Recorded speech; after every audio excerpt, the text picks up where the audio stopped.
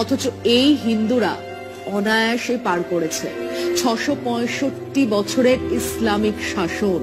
ভারতবর্ষের এই বিশাল এলাকাতে কটা মন্দির ভাঙার ইতিহাস পাওয়া যায়? 665 বছরে কেউ যদি চাইতো তাহলে কি এই ভূখণ্ডে একজনও হিন্দু অবশিষ্ট থাকতো?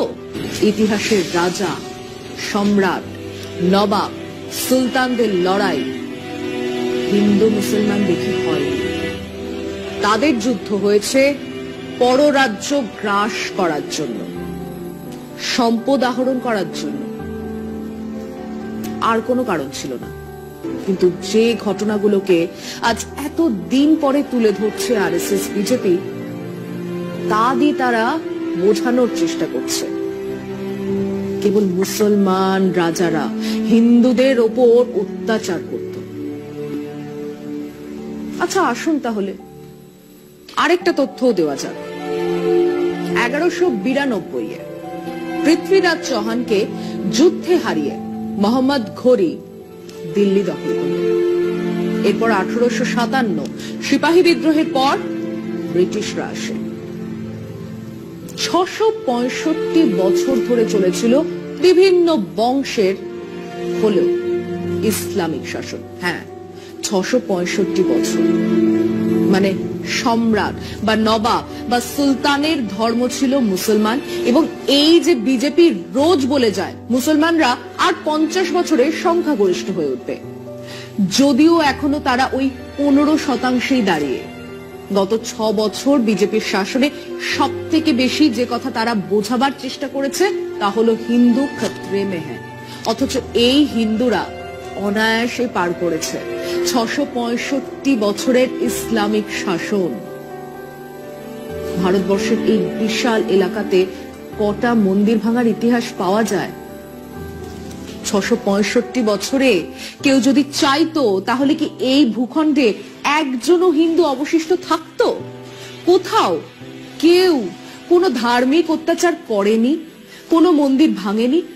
আলবাত অত্যাচার হয়েছে, ধর্মীয় কারণেও অত্যাচার হয়েছে, আলবাত মন্দির ভাঙা হয়েছে, কিন্তু তা ছিল না সারা দেশের, সারা সমাজের কথা।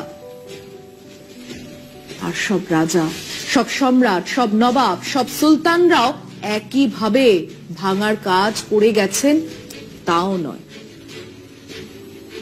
ধরুন অরঙ্গজেবের কথা, যে কথা বিজেপি আরএসএস সব থেকে বেশি বলে। আসুন দেখা যাক সত্যিটা কি। অরঙ্গজেব নাকি কাশী বিশ্বনাথের মন্দির ভেঙেছিলেন, ঠিকই বলছে। অরঙ্গজেবের ধর্মীয় অসহিষ্ণুতা ছিল, কিন্তু উনি আবার কামাখ্যা মন্দিরের জন্য জমি দান করেন, উজ্জয়িনীর মহাকাল মন্দিরের জন্য জমি দান করেছিলেন, বৃন্দাবনের কৃষ্ণ মন্দিরের জন্য জমি দান করেছিলেন।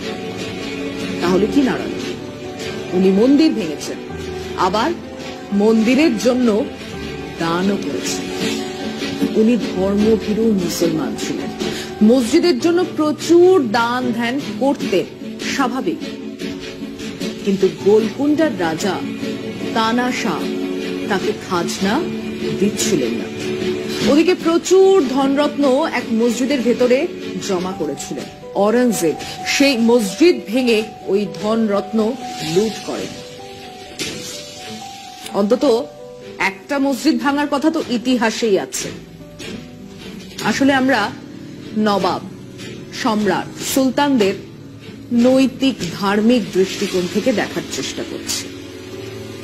নবাব, সম্রাট, সুলতানরা অর্থ, প্রতিপত্তি, ক্ষমতার জন্য শাসন করতেন, ধর্ম, ন্যায়, নিষ্ঠার জন্য নয়।